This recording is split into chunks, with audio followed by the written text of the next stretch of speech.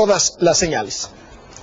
Hoy en la mesa de Despierta vamos a estar hablando sobre esto, cómo impacta en la carrera presidencial la renegociación del TLC, la relación con Estados Unidos que se llama Donald Trump, la economía de nuestro país, y les agradezco muchísimo que nos acompañen en el estudio por orden de registro de sus partidos. Damián Cepeda, el dirigente nacional del PAN. Muy buenos días, Carlos, como siempre muy agradecido. Gracias desde la campaña saludo a mis compañeros. De Ricardo Anaya, el coordinador de la campaña de José Antonio Mida, Aurelio Nuño, muchísimas gracias. Muy buenos días, Carlos, buenos días a todos. Y la dirigente de Morena, cuyo candidato es Andrés Manuel López Obrador, Jacob Polensky, gracias. Carlos, es un gusto estar aquí contigo. Muy buenos días. ¿Qué evaluación hacen, Jacob Polensky, de cómo va la renegociación del TLC? ¿Cómo lo está haciendo el gobierno de México frente a este reto?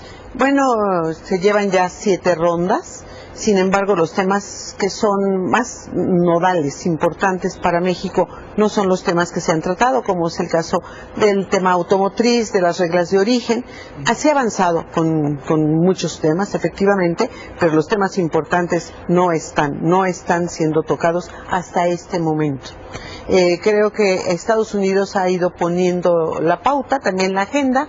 Nosotros hemos sido reactivos, pero no nos hemos puesto adelante en estas negociaciones para manejar. ¿Lo ha hecho mal el gobierno de México en esta negociación? Bueno, yo quiero decir que los negociadores que tiene el gobierno de México son expertos, son gente muy valiosa.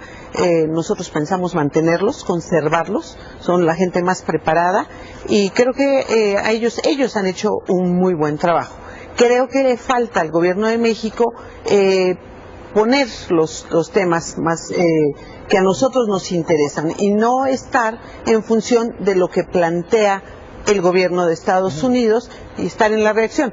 Digo, yo estoy de acuerdo que son un país muy importante y muy grande, pero yo creo que nosotros también tenemos nuestra importancia y que no podemos estar a la saga de ellos. Damián Cepeda, ¿cómo evalúan ustedes esto? Gracias, Carlos. Lo primero que te quiero decir es que en este tema es un tema donde creo que todos tenemos que estar unidos. Es muy importante para México el resultado de las negociaciones del tratado. Representa para nosotros un destino de la mayoría de nuestras exportaciones. Por supuesto que para Estados Unidos también somos importantes. Somos el segundo país de exportaciones y el segundo país de importaciones para ellos. El problema son los porcentajes. Mientras para ellos representamos el 16% de exportaciones y el 14% de importaciones, para nosotros cerca del 80% de las exportaciones. Entonces, sí creo que es un tema en donde debemos de buscar todos cómo ayudar.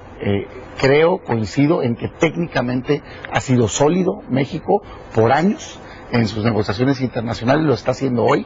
Creo que se ha hecho bien el incluir al sector productivo, que son quienes están generando los empleos y quienes están generando el desarrollo económico y tienen el conocimiento de los casos en particulares para hacer las negociaciones, pero sí coincido en que en términos políticos no se ha hecho bien. Sin duda alguna lleva, digamos, la batuta el gobierno de Estados Unidos.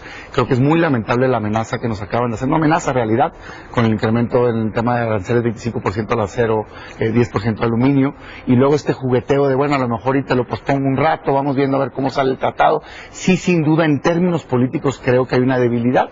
En términos técnicos creo que se ha hecho bastante bien, así lo digo, no tengo ningún empacho, y creo que todos tenemos que hacer votos porque esta negociación termine bien y estar con firmeza defendiendo los intereses de México. Aurelio Nuño. Muchas gracias, Carlos. Mira, obviamente es un proceso crucial y central para México, para nuestro futuro.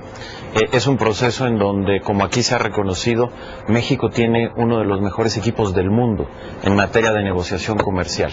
Somos uno de los países que más tratados de libre comercio tiene con todo el mundo, y México tiene una capacidad técnica y por supuesto que también política, no solamente para enfrentar este reto como lo está demostrando, uno de los mayores retos que puede estar enfrentando una nación en estos momentos, particularmente además derivado de la incertidumbre que genera no solo este proceso, sino también, hay que decirlo con claridad, muchas decisiones que se toman en Estados Unidos. Y en ese aspecto me parece que el trabajo que ha hecho México es impecable, ha generado certidumbre, ha generado un proceso ordenado, ha dejado con mucha claridad cuáles son los planteamientos de México, la firmeza que tiene que tener México en un conjunto de elementos que son clave para el interés nacional de nuestra nación, y también, por supuesto, con mucha apertura.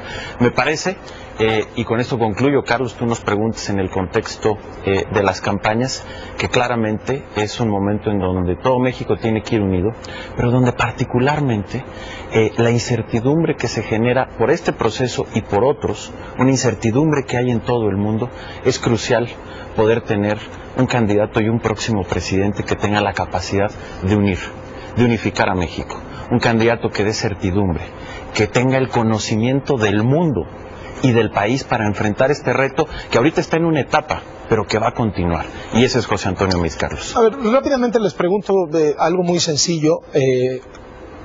Parece que hay una ventana para cerrar la negociación del TLC en breve.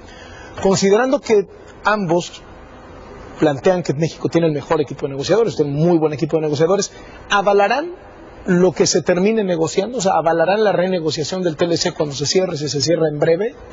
Bueno, yo creo que independientemente de si se cerrara esta negociación, creo que hay temas que se tienen que mantener, que se tienen que seguir. Es inaceptable lo que plantea Estados Unidos de revisar el Tratado de Libre Comercio cada 5 años. Eso genera es un absurdo, genera una incertidumbre total a las empresas. Lo que está planteando realmente es que las empresas no puedan invertir, y lo que hace con esta posición que tiene, por ejemplo, hacia el sector automotriz es querer buscar llevarse las armadoras, cuando hoy México es el cuarto país en armadoras. Considerando este equipo técnico, ¿avalarían el resultado de la renegociación, venga como venga? Bueno, lo que creo es que el equipo técnico es bueno, porque es un equipo técnico, realmente no un equipo político, y de esto requiere de equipos técnicos.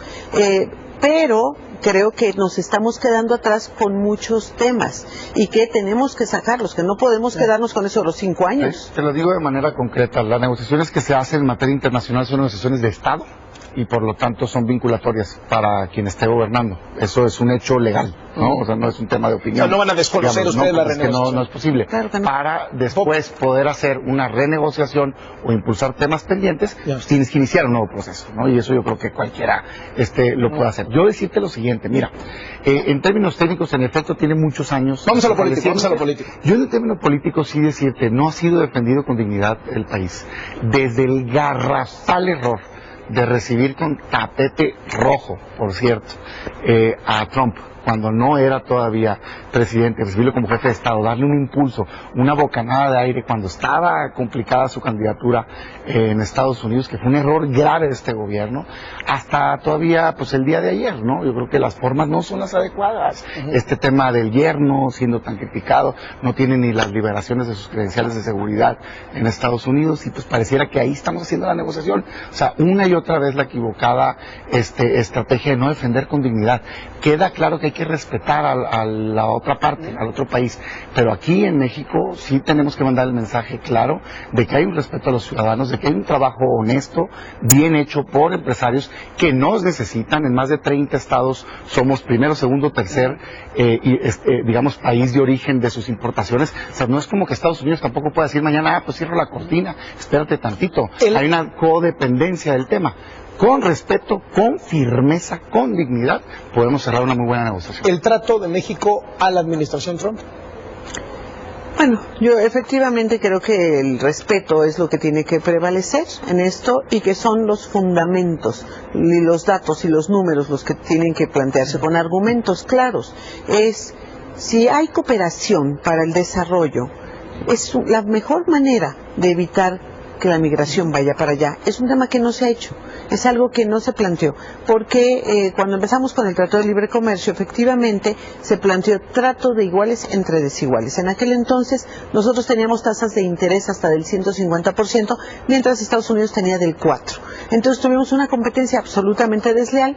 Estados Unidos nos dio muchas recetas a seguir, las cuales México obediente y puntualmente las ha seguido, no Estados Unidos. Estados Unidos no es proteccionista hoy con Trump, hoy es mucho más proteccionista, pero ha sido proteccionista siempre. Y México desmanteló todo el apoyo, todas las políticas para el campo, también las políticas para la industria. Bueno, nos quedamos sin política industrial. Algo que nosotros vamos a hacer llegando al gobierno es establecer una política industrial.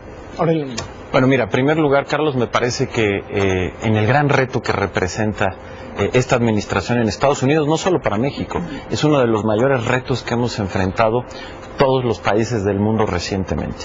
El gobierno de México lo ha hecho con mucha inteligencia, con mucha prudencia, con muchísima firmeza en defender los intereses centrales y clave que tiene México, no solamente en el aspecto o en el ámbito del Tratado de Libre Comercio, que es claramente crucial, que es un instrumento muy importante para nuestra economía, que ha permitido desarrollar sectores de un dinamismo extraordinario como el sector automotriz, y que se va y lo están defendiendo con una gran claridad, con una gran inteligencia y con una gran contundencia, sino en general, en una relación muy compleja que incluye lo comercial, pero que tiene muchas otras facetas. También Cepeda decía que le han dado se han puesto de tapete, fundamentalmente tapete rojo, decía, frente a Donald Trump. ¿Qué contestan con respecto del trato a Trump, el trato al yerno, de las formas, digamos, detrás de esto?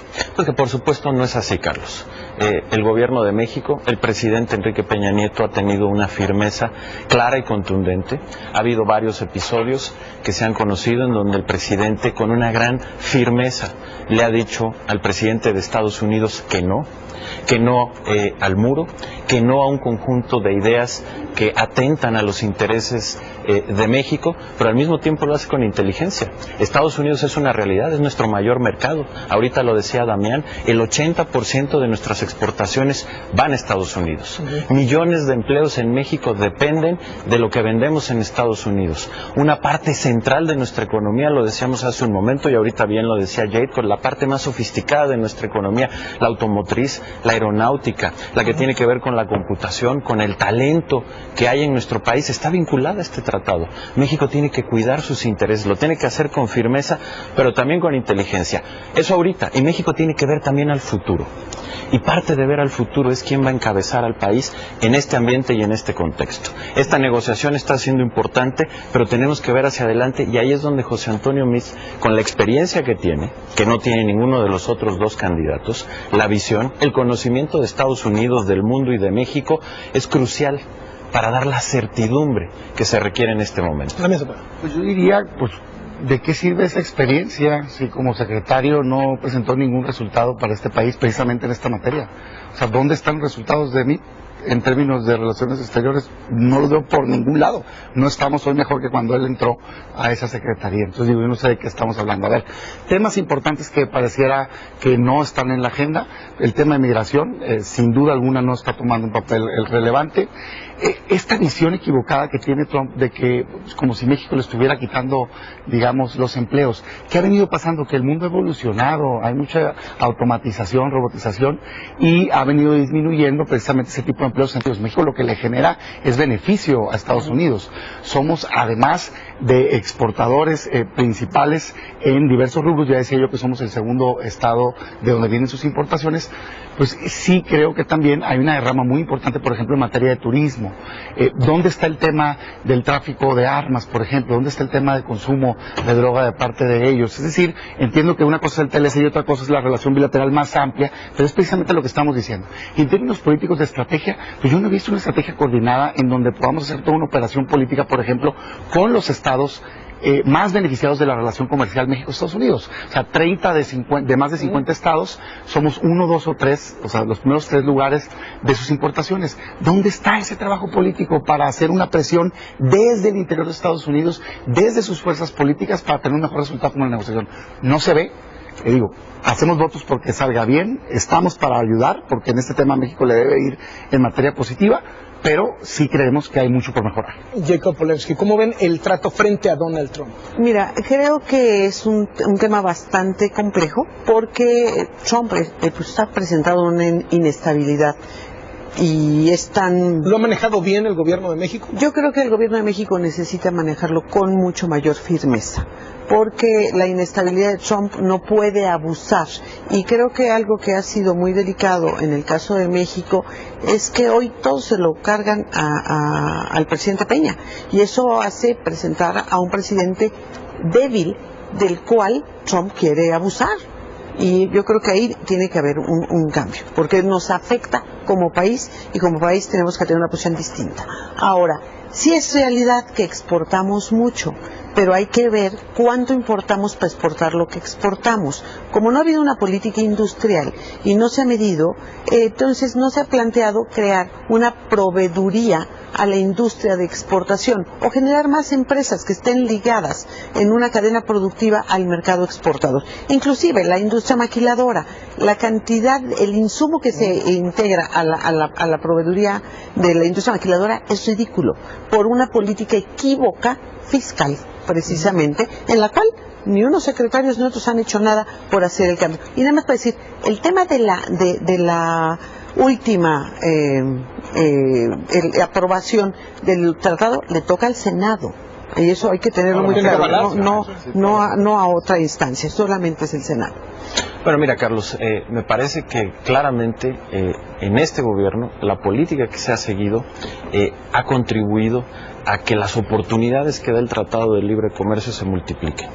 Los más de 3 millones de empleos, récord, desde que se tiene registro de la creación de empleos, están vinculados con ello, están vinculados con políticas que permiten generar cadenas de valor, particularmente en estos sectores de los que hablábamos. El automotriz, hoy México es una de las 10 potencias en materia de producción automotriz, no solamente por las plantas que hay aquí, sino por toda una política industrial, una política de Estado de generar proveedurías, pero no solo eso, te lo puedo decir desde el sector educativo, todo el proceso para apoyar esto. Pero déjame ir un poco y a un tema que decía Damián, porque creo que muestra muy bien lo que decíamos hace un momento. En este proceso México lo que requiere es unidad. Eso es lo que da José Antonio Meade, no como Ricardo Anaya, o la actitud que estamos viendo ahorita de Damián, que lo primero que dice, sin presentar ningún dato ni nada, es Meade no hizo nada en relaciones exteriores. Damián, esto es un debate serio. Estamos hablando de temas serios. Hay muchos. Dime sus replantear la relación con Francia, abrir los dime mercados sus logros a en el China. tema de Estados Unidos. Por favor, ¿En qué nos no me ayudó? interrumpes. Al contrario, reconstruir parte de una relación que había quedado muy dañada. Esa es la actitud que no se puede tener, Carlos, cuando México, en su conjunto, como nación, como Estado, va a enfrentar un reto tan grande como el de Donald Trump. Pero no solamente es esta actitud, esta actitud de descalificar, de buscar la división en lugar de la unión, sino es también la ignorancia. Damián hablaba de que no hay trabajo político con los estados en el proceso de negociación con Estados Unidos. Pues posiblemente lo que pasa es que él no lo conozca, pero lo ha habido. Ha habido muchas reuniones de los gobernadores con el gobierno federal para tener acciones coordinadas en temas específicos, tanto de acciones en los Estados Unidos como de acciones en México. Que Damián no lo conozca es distinto, pero entonces esta combinación me parece que es terrible, y esa es una de las grandes diferencias entre Ricardo Anaya y José Antonio Meade. Fíjate nada más lo que pinta de cuerpo entero de nueva cuenta al representante del gobierno, porque eso es lo que es Aurelio, del PRI gobierno. Esta intolerancia total. Yo arranqué, Aurelio, en este programa diciendo que técnicamente se está haciendo un buen trabajo, cosa que jamás ustedes reconocen de nadie más. Cuando fueron oposición, fueron mezquinos. Ni siquiera fueron para aprobar reformas que después impulsaron. ¿Por qué? Porque querían que le fuera mal al gobierno. Cuando nosotros fuimos oposición, estuvimos ahí para apoyar los cambios que requería el país. Así piensa la coalición, así piensa el PAN. Pero no por eso vamos a dejar de criticar. Es el problema de tu gobierno, Aurelio, y a quien representas, que a quien piensa distinto hay que atacarlo, hay que ir tras él, hay que desaparecerlo. Espérate, somos un país en donde tenemos distintas maneras de pensar y es válido que expresemos nuestro punto de vista. Yo reconozco el trabajo técnico, particularmente el trabajo positivo que está haciendo con el sector productivo, pero claro que critico porque no me ha parecido digno que hayan recibido a Trump como jefe de Estado cuando no lo era. No me parece digno que se negocie con el yerno, que tiene problemas. No me parece digno que no se ha podido colocar los temas de interés para el país. Hago votos y cuenta México con nosotros para lo que tengamos que ayudar para cerrar esta negociación de manera positiva, porque hay mucho en juego. En términos económicos, rapidito, nada más, la caravana con sombrero ajeno.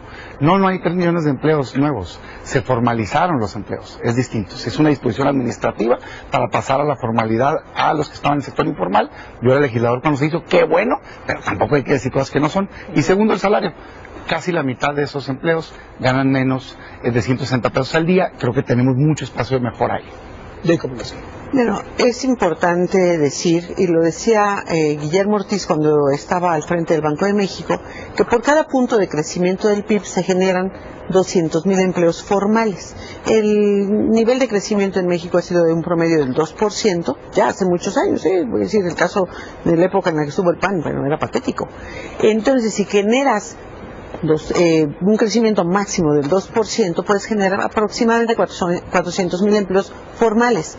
Pero la población económicamente activa que se integra, que pide el trabajo cada año, es de arriba de 1 millón. Entonces no atiendes el rezago que traemos, pero tampoco estamos generando empleos de alto valor agregado. Por eso es muy importante el tema de la innovación tecnológica para poder agregar valor y poder integrarlos en la cadena productiva de la exportación, porque de otra manera, de verdad, esto ha sido una aberración que nos podría dar mucho mejores beneficios y no nos ha dado. Ahora, vale la pena que el sector empresarial esté tranquilo, porque nosotros al llegar vamos a seguir, en caso de que no se termine, vamos a seguir estas negociaciones en beneficio de México, en beneficio del sector y obviamente sin permitir los abusos de Trump. Una última ronda y a ver si pueden meter ahí el tema de seguridad. Se escucha por aquí y por allá que habría una mayor cooperación en seguridad, lo ha dicho por momentos Trump, lo ha dicho por momentos Peña Nieto. ¿Estarían dispuestos a una mayor cooperación en seguridad, que Estados Unidos nos ayude con el tema de la violencia en México, que manden agentes, que capaciten, que se metan más? ¿Cómo verían este asunto? Y con esta ronda cerramos, les pongo este tema por si lo quieren abordar. Muchas gracias, Carlos. Mira, en primer lugar, otra vez, creo que la actitud que vemos de Damián y de Ricardo Anaya es una actitud de doble cara. Por un lado dividir, por un lado atacar, y cuando se les confronta dicen no, si nada más estamos aquí platicando y comentando. Tranquilo, ha sido la actitud que han tenido a lo largo de todo este proceso, a lo largo, desde el inicio de su candidatura, a lo largo de su vida. Lo hemos dicho aquí muchas veces. Cuando estaban con Felipe Calderón lo adulaban, ahora lo desconocen. Votaron las reformas y decían que eran maravillosas y ahora las desconocen, y ese es un patrón de conducta, incluido en el escándalo que está metido Ricardo por lavado de dinero, en donde ellos dicen que combaten la corrupción y son parte de ella. Por cierto, una vulnerabilidad central en este proceso tan importante para México, Carlos. Tener a una persona acusada de lavado de dinero lo vuelve vulnerable ante cualquier gobierno extranjero, y más cuando fueron transacciones que se hicieron en otros países. Pero déjame ir a lo importante y a lo concreto, Carlos. Los empleos, porque esto es muy importante que se diga.